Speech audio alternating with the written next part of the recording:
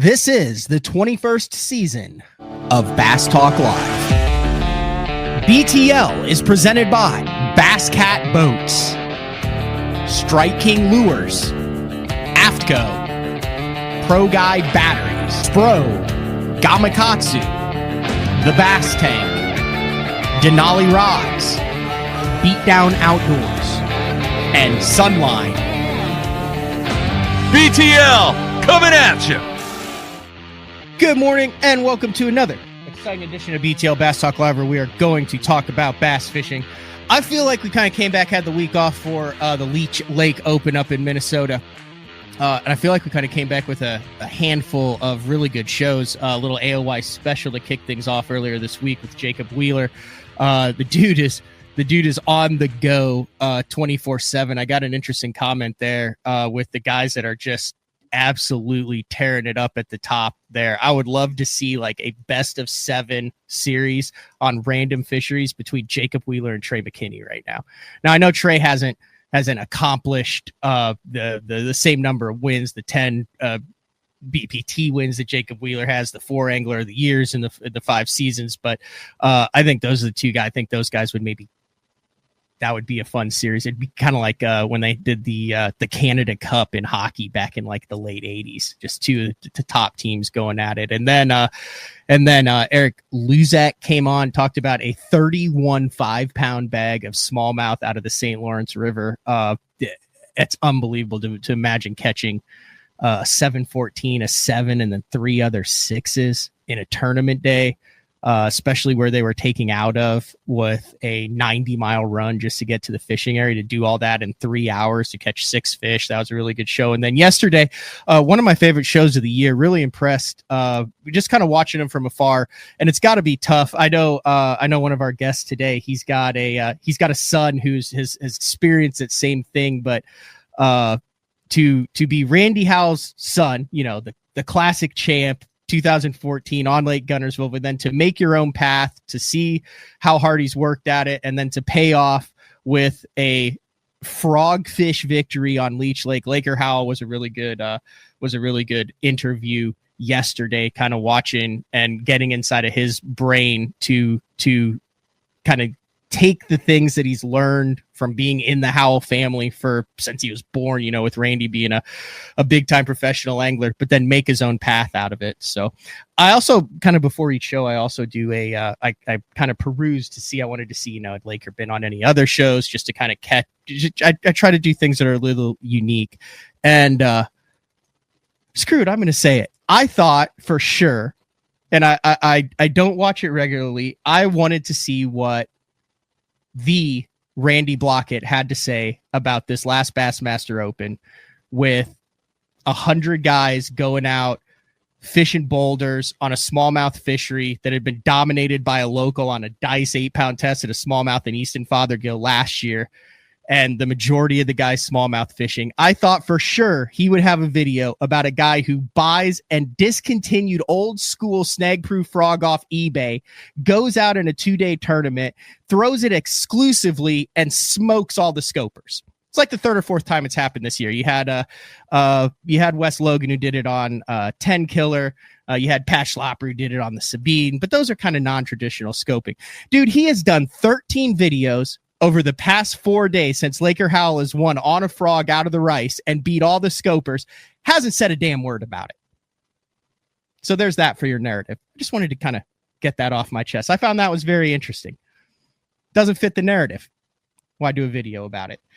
One of the things that I have looked forward to every fall for the last couple years is the MLF Team Series. I think this is one of the things they've gotten right. And last year they kind of started, it was like kind of sneaky, and they tried like earpieces and multiple teams, and then no one knew when they were fishing, and then it wasn't aired. And then last year they were like, okay, like this is kind of a jam. Like let's kind of let people know where they're fishing. Let's have a draft. Let's do some teams. Some really cool dynamics went down there with like odd pairings, father-son pairings, the whole 9 yards. This year, I'm happy that they have leaned into this even more. I think we're going to have live coverage of this. We had a team drafts. We've got another group of very interesting teams that are coming out on it. And there's a tournament coming up.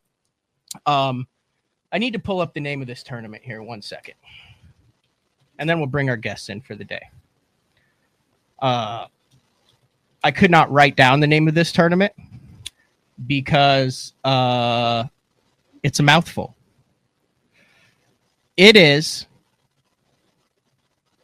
the Major League Fishing Clash Team Series presented by Bass Pro Shops B&W Trailer Hitches Challenge Cup presented by 5 Hour Energy at Port Huron on Michigan's Thumb Coast, hosted by Discover the Blue Michigan's Thumb Coast. And Team Smoky Mountain is Dean Rojas and Josh Bertrand. And I just happen to know both Dean Rojas and Josh Bertrand, and they're on the show today to talk about competing in this prestigious event that's coming up next week. What's up, fellas? What's up? Good morning, Matt. Always great to be on the show with you. Oh, Dean just got a text. Oh, there he's back. You got me still, Dean? I got you. All right. I definitely want to get into this because I believe both of you have competed in this in the past. The MLF season just wrapped up. They had, did they do the draft for this, Dean, at ICAST, where you guys were able to draft who was on your team, or how did they come up with the teams? I know there was some sort of draft. Yeah, so we had a draft at Saginaw for the second batch of teams, but the draft for this one happened about, 3 months ago, Josh, I think it was?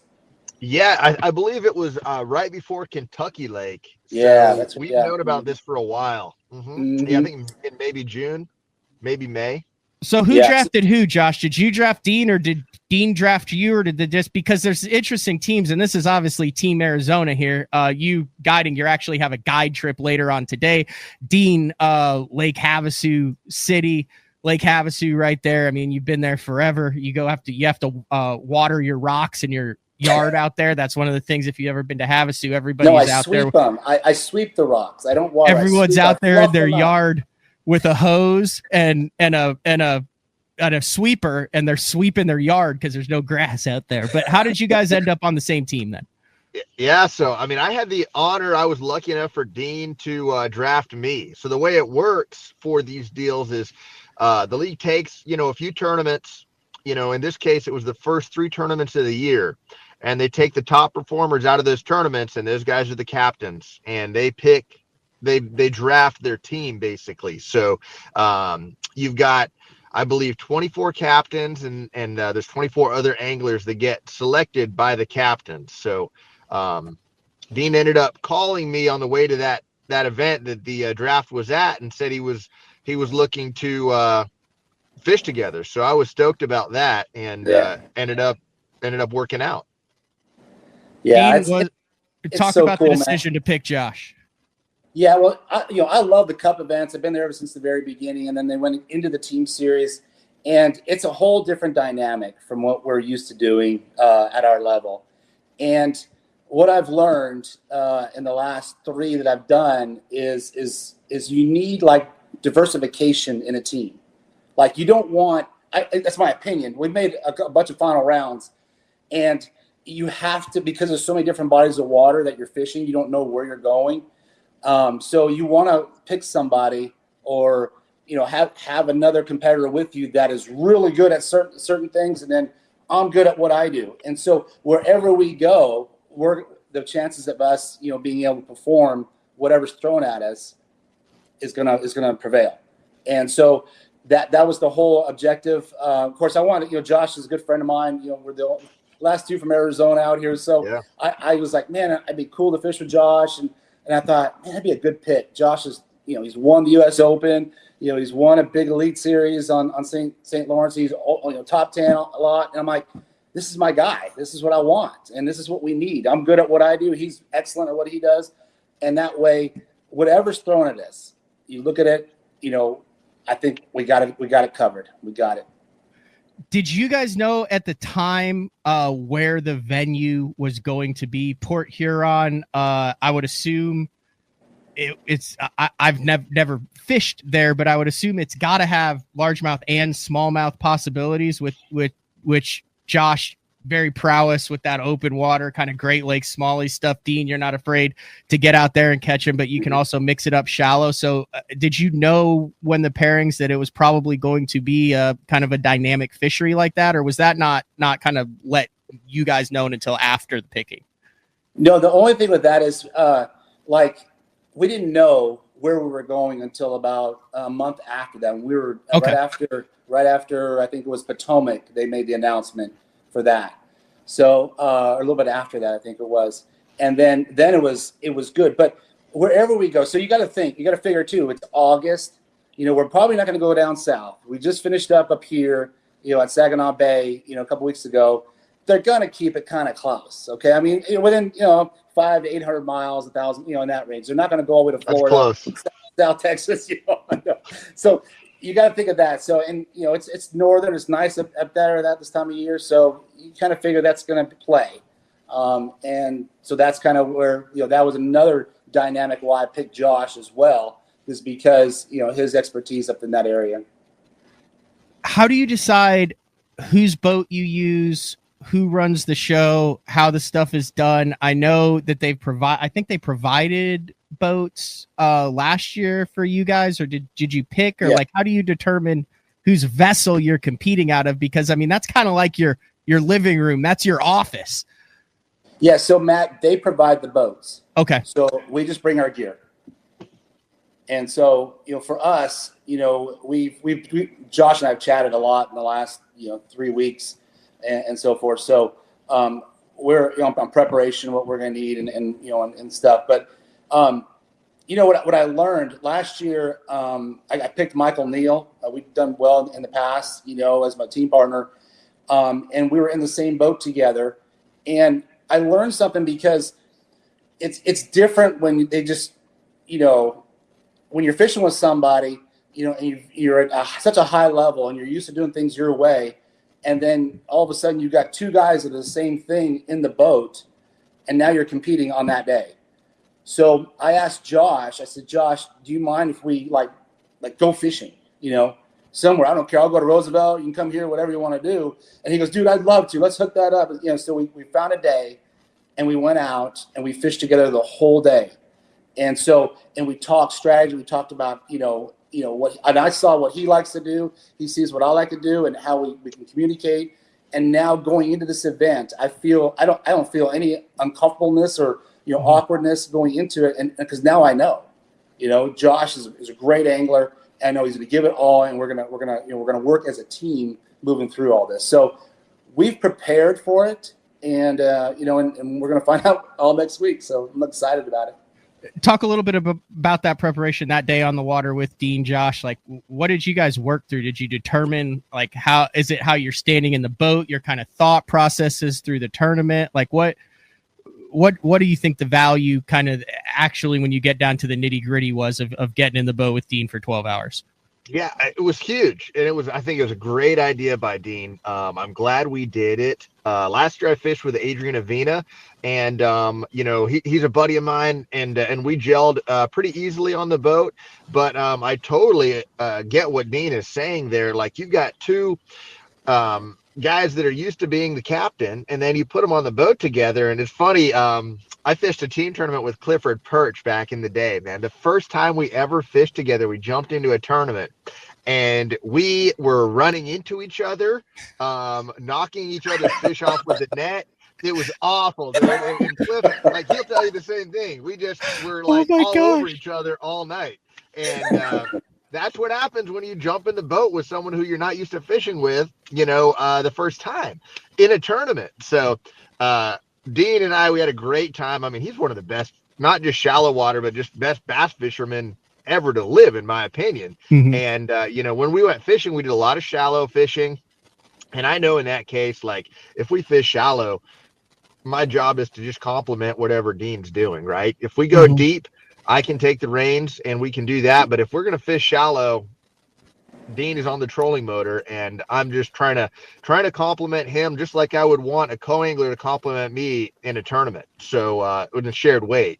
But it was great. We fished all day. We caught a ton of fish. And then just that awkwardness wears off right away. I mean, just in a couple hours. And now it's like, instead of having to have all those discussions like we did that day during the tournament, we've already done it. Now we just go fish. I'm curious. So like if you're up shallow, like Dean, would you have any, don't get upset at me for this, Dean. Dean, would you have any problem, telling Josh like, hey, if we're frogging, like I'm going to tweak your frog just a little bit. And then like, Josh, would you have any trouble telling Dean not to drop shot with that hook that has the built-in swivel? He's already told me. We already did it, Matt. Swivel. I go, let me see your frog. He missed the guy. I go, let me see your frog. Let me get it right for you. And I got it right for him. And you tell him, Josh. Yep. No, that's for sure. Like he's, and that's good. That's what I want. I mean, that's the coolest thing about the team series is you get an opportunity to learn from someone that's really good at something. Right. And, so in some of the other team series we did early on, I was a captain in the first two, and I literally picked my teams based upon guys I could learn a lot from. They had totally different styles again. And this is going to be no different. Like, I mean, who wouldn't want to go have an opportunity to spend the day with Dean, watching him? I mean, it's one thing to be chatting before a tournament, after a tournament, whatever. Oh, how do you catch them? How do you do this? To sit in the boat and see it for 8 hours is a different deal. So, whether, and I'm sure I might have a couple smallmouth things that might just be different than what Dean does. So like, we'll go back and forth on it. And there's going to be a time, I'm sure, where, I'm like, hey man, maybe this hook. And he might think, I'm going to stick with my hook, dude. Or vice versa. But when it comes to the shallow water stuff and, dude, I mean, gosh, frogging, I'm going to go ahead and follow his lead for sure. Thoughts, Dean? Same thing on that? Oh, yeah. Bars out deep, yeah. No, it's with Josh, I'll use whatever hook he tells me to use, drop shotting, okay? I've got mine, but maybe there's something better. And that's the cool thing about this. And it's the whole dynamic of MLF introducing this. As it moves forward, we never used to do this, Matt. Fish with another pro in the boat. Hell, you wouldn't even stay with another pro. Yes. So like now I want, because when you get to that level, you're at that such a high level. Yeah. You really don't, I don't want to say stop learning, but you learn, but it's more of a like, okay, I've seen that already. I've seen that, done that, done that. But when you get into a boat with somebody, because all of us are different. We do everything a little bit differently than it's not the norm. So for us, it's like I can't wait to fish with other guys because it's like you get to see, how they whooped, me, for all those years, and I can learn and I want to learn. And, and that was the cool thing about fishing with Josh. I mean, I watched just the fluidness, when you're actually doing it, and you're fluid with it, you don't think anything of it. But then when you watch somebody else do it, and you're like, damn, that's good. That was a good cast. That was the way you did that. But likewise. Yep. It's that smoothness at our level, which techniques that we think are simple, the average weekend guy goes, how in the heck do you do that? And I was like that with Josh and just watching him like, damn. And the cool thing about it, Matt, it's a 1-2 punch. So we are not going to throw the same baits. Okay. There's going to be, one or the other. And if they're, unless it's really dominant and we're catching them, but I want them to be doing something just a little bit differently than what I'm doing, just because, I want to make sure that we cover all the bases. I've been fortunate enough through media events and staying to kind of be in the boat with both of you guys. And, I will say, so in like opens and Toyotas and stuff, I'm 6 for 6 on smallmouth. And before my first smallmouth tournament, I called Josh and I said, listen, I'm not looking for waypoints. I'm not looking for spots. I'm looking just to chat with you one-on-one about your philosophy because you never miss up north. And I'm not kidding. Since then, I have had 2 lines from that conversation that have ran through my mind every smallmouth tournament that I fished, and I am 6 for 6 on cashing checks in them. Dude, I love it. That's awesome. I'm from Oklahoma. Dean, I still have not weighed in a frog in tournament competition. I lost one 2 years ago on Ross Barnett that I almost got back to the boat, and other than that, you're a magician with that thing. I don't get it. Matt, you're just dunking plunk, man. That's all you do. That's all you do. You think of a frog. You'd rather scope them. I know. He's just a scoper. You can't say that because you haven't even given it a chance. I know. I'm just giving you a tough time. How does this setup work then? I know that they're at the beginning there. I don't think there was much money. I think they threw some money in it this year. I think there's even more prizes this year. If there's one thing I know at the top level, when there is money to be made, when there is cash to be earned and trophies to be won, it takes it to a whole nother level of preparation and seriousness. What's on the line in the team series this year? Well, we're guaranteed, obviously show up money to be there. And so then in every round you move on to, the money goes up. Okay. So it's a ladder, if you will. And then the final round, I think it's 50,000 to win at the top. And then it pays really good though. It's like, I think it's 50, 40, 30 or something like that, all the way on down for the last 4 teams that are in the championship round. So. And is there an entry fee? No, we don't pay anything. We just show up. No entry fee. So I mean, traditionally anywhere between $500 and $6,500 for a tournament at that top level. So this is a no entry fee live stream chance at the end of the year. So all things considered, so it's broken down into sections. So there's 12 teams that are competing next week on the the Thumb Coast, on Michigan's Thumb Coast. I'd never heard that. I had to look it up. That's a real thing. Michigan's Thumb Coast. You have the Joneses, Alton Jr. and Alton, Mark Davis, Gary Klein, Justin Cooper, and John Hunter. That's an interesting team. Team Ferguson, Brent Ayler, and Justin Lucas. They're in our group, man. Yeah, this is the group that's fishing this week. This next week. Yeah, that's us. They're in our group of 4. They've got it split 3 days. So out of those 12 teams, you've got groups of 4 fishing. Oh, so they're in your group. Yeah, they're in our group. West Coast guys in the group. Yeah. Gary Klein and Mark Davis. That's a West Coast guy? Yeah. So you've got the veterans, them, you guys, and then what's the other team? Nelson and Villa. That's it, Nelson and Villa. Oh, and Ron, you don't want any part of Ron Nelson. No. He's a monster, dude. He's a monster. Yeah. I didn't think it was possible to be more low key than Todd Faircloth, and Ron Nelson has figured out a way to do it. Yeah. Yeah, he's quiet. Yeah. And so basically it's like a March Madness bracket style. As far as you win, you move on, and then okay. And then does the champion of these 12 teams at the end move on to the next round then, where there's like a championship team event too?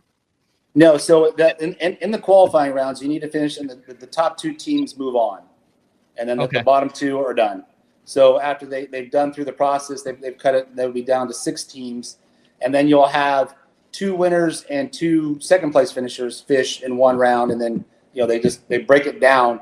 So you just got to make sure you make the you finish first or second all the way through. Josh, you spend a lot of time in the boat with other people. You're guiding. I know you've got a guide trip. Actually, you're on your way to a guide trip, and then you leave tomorrow for it. So I greatly appreciate, with a young family at home, I greatly appreciate you taking the time to jump on BTL. But I would like to pick your brain, and I did a show about this last year, as far as learning with other people in the boat. We're seeing a trend, particularly in opens and things, where there's no co-anglers in the boat, and then we're seeing a lot of younger anglers and people who are getting out who are making, I would say, uneducated decisions on the water. Just they haven't been in the boat with other people to learn the ropes. From a team tournament standpoint, how important is it, from learning to be a proficient angler, from learning the ropes, to spend time in a team tournament format at any level?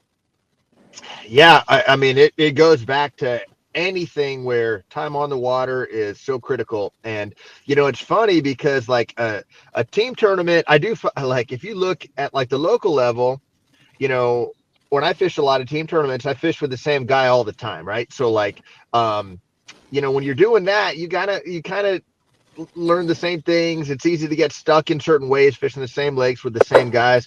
But like this is a team tournament, but it's a rare situation where you're fishing with a different kind of with a different guy than you normally fish with. So I mean, yeah, man, I think the team tournaments are amazing. They're fun. This is so unlike any other team tournament. It's a tough question to answer because this thing is so unique. Like the local team tournaments that you see the circuits on through the year. I think they're great, they're fun, but I think you learn so much more fishing with someone different every time. So like that leads to, like on that level, I think you learn a lot more fishing a BFL or a federation tournament where it is a draw.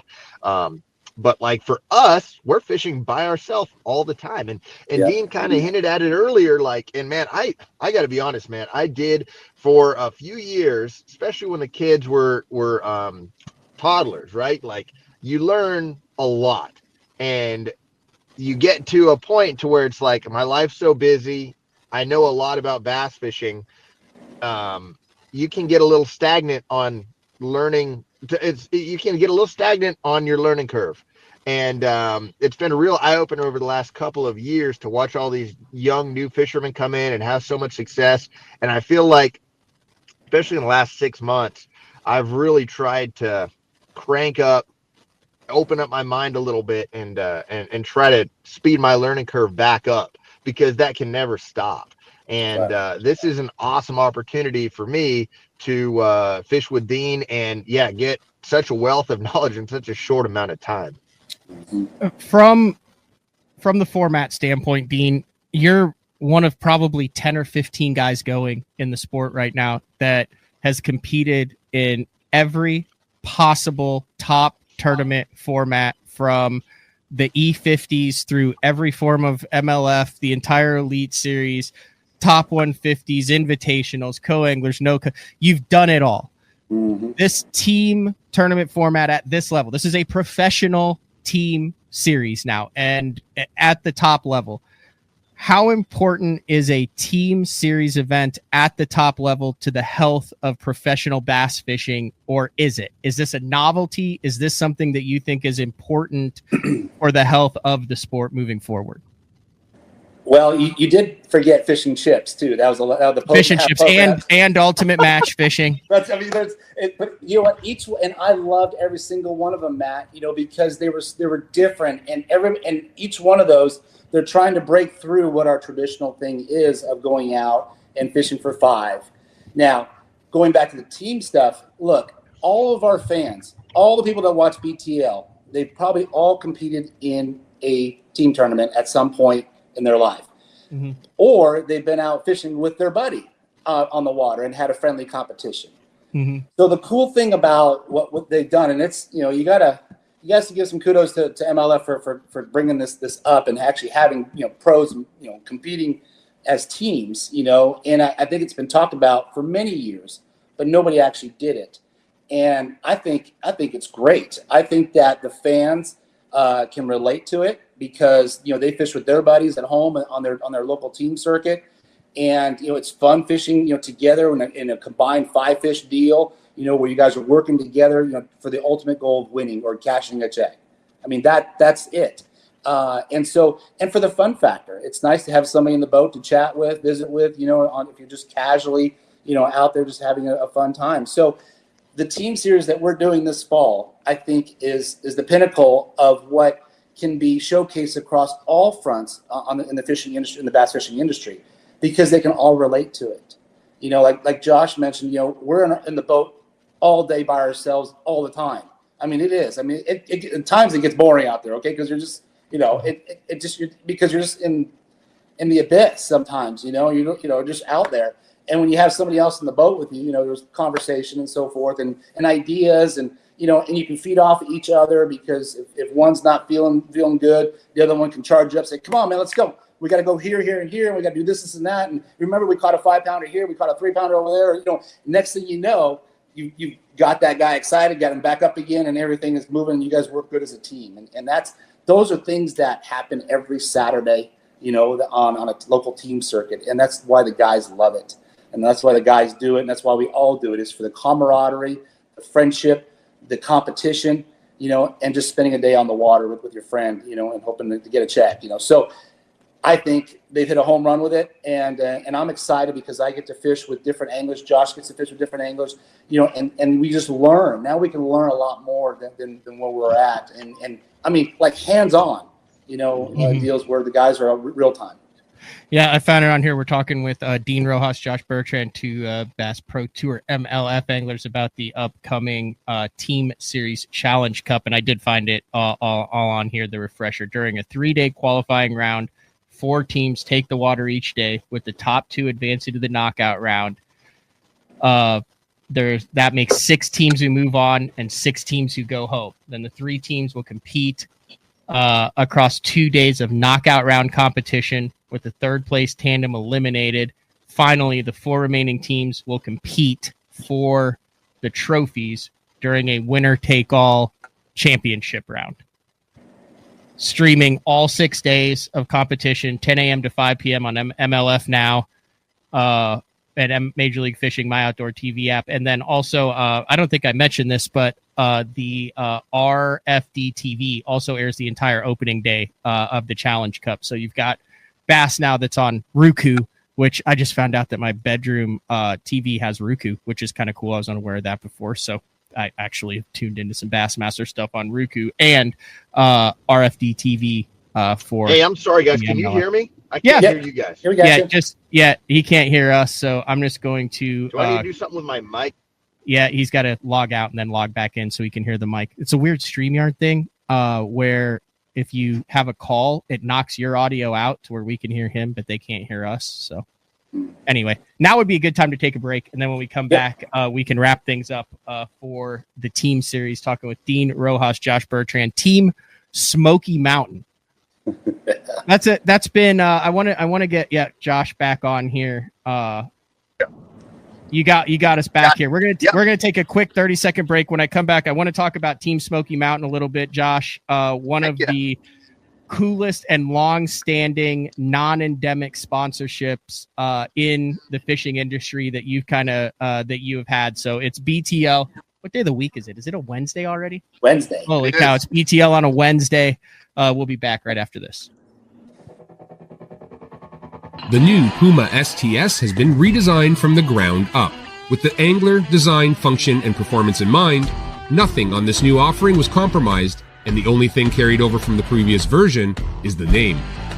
Based on the Soft Touch series hull that started with the flagship Jaguar, this new model is nimble and performs incredibly well at all speeds with either a 250 or 300 horsepower engine. Featuring a new 96-inch wide-body footprint, this hull measures out at 20 foot 7 inches in length. Industry-leading design coupled with tournament-winning performance. The Puma STS from Basscat. Feel the rush.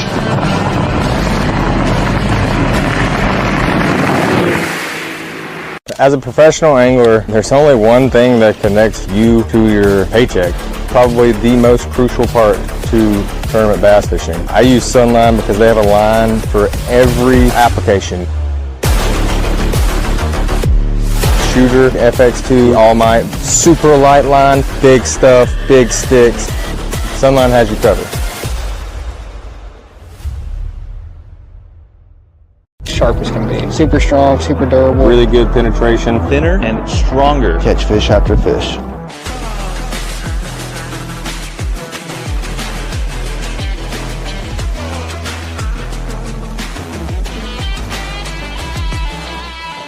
I want to make sure that I'm using the best stuff possible. World's finest hook. World's finest hook.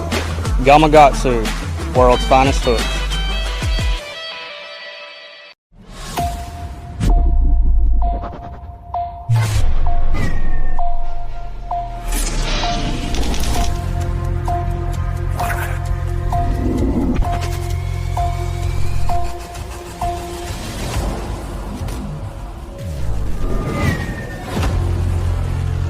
Everything you need, one legendary brand.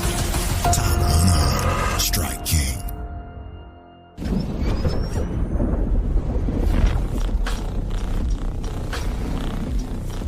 Gear that just plain works. Cast after cast after cast.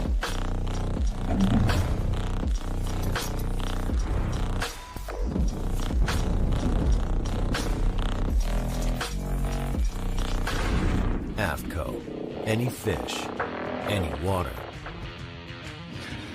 All right, welcome back, BTL, on a Wednesday chat with Dean Rojas, Josh Bertrand, Team Smoky Mountain for the upcoming challenge. Is it Challenge Cup? God, I had it so good, and then I screwed up the name of it. Challenge Cup on the Thumb Coast of Michigan. I'm assuming just by the name that's the thumb part. Yeah, so Saginaw Bay is the bottom one where we came from, and then the Port Huron's up here on the tip. Yeah. Heavily rely, all the different team names. You have a bunch of different team names: Yeti, Ferguson, Knighton, Bubba, Kubota, and Team Smoky Mountain. So a lot of non-traditional corporate sponsors jumping in on the team series as they did last year. I would assume, Josh, you're heavily influenced with Smoky Mountain, been one of your longtime sponsors, for over a decade now, right? It's crazy. Yeah, this is my 13th year with Smoky Mountain, which is amazing. Talk a little bit about how they, get involved with the team series and kind of their involvement with you guys, and how you guys ended up Team Smoky Mountain. Yeah, so it was a pretty cool deal because they were involved with me for quite a while, and MLF had reached out to them. MLF does a really good job with the sponsors. They deliver what they say they're going to deliver, and the sponsors really are happy. After they work with the league, and the team series is like an additional thing that they've been doing, and they've been doing it for the past few years, sponsoring a team in the team series at the end of the year. So we'll be fishing. There they are right there. We'll be fishing out of Green Smoky Mountain, Jersey. And their big thing, they're, for forever, they've been kind of the leader in tobacco alternatives. So tobacco-free, nicotine-free herbal snuff. That's right. If you're looking to quit chewing tobacco, this is your route to do it. But their new stuff, their caffeinated pouches, I've got one right here. This wasn't planned. It literally stays. It wasn't. It stays with me all the time. But the caffeinated pouches are awesome. They've got 60 milligrams of caffeine, so just a nice little tasty something to stick into your mouth or your cheek when you're driving down the road or specifically fishing. Same thing, no nicotine, nothing in there. So just a little caffeine boost to stay focused and make sure that you don't miss the one that eats your frog. And very cool on that stuff. You can go to their website, and because it doesn't have any substances in it, you can just have it shipped directly to your house straight from the website. Doesn't matter where you are. That's exactly right. So I've used it, unfortunately, off and on. But I've used it before. Josh has hooked me up with some. The stuff is awesome. Not a paid spokesman. Have no affiliation with Smoky Mountain, but if you're looking for it, it is a great option. So I'm just curious, Dean, when was the last time you wore a green jersey? Oh boy! I mean, that. Do they make green Dickies? No, they do, but I was not uniform. I mean, you got a couple days. You got to get the green Dickies with the logo down the side to match. You've got the blue ones and the black ones and the red ones. I keep threatening to do that one of these years. I don't know. Maybe my last year I'll do that. I'll go old school. Out there. It's my first time with green. I was thinking about it. I'm like, it's going to be different. That's kind of a different thing. But hey, I'm all about it, man. Something new, something fun. Let's go. Let's roll, man. Let's just go. Hey, green grass means big bass. So I'm excited. I like it. Hey, you know what else is the color of green, Dean? Money. Yeah, money. There it is. One more question. I'll let you guys go. Josh, what do you know about the 16? You guide on that lake where the 16 plus was plucked from in the Derby last month, right? Yeah. It's so what a crazy fish. I mean, to be honest, you start to question yourself. Like I'll have people ask, do you think a state record lives in the lake anymore? And to be honest, I get caught in the trap of feeling like all the best days of fishing are behind us. The fish are so pressured now. There'll never be any more state records caught. There'll never be a world record caught.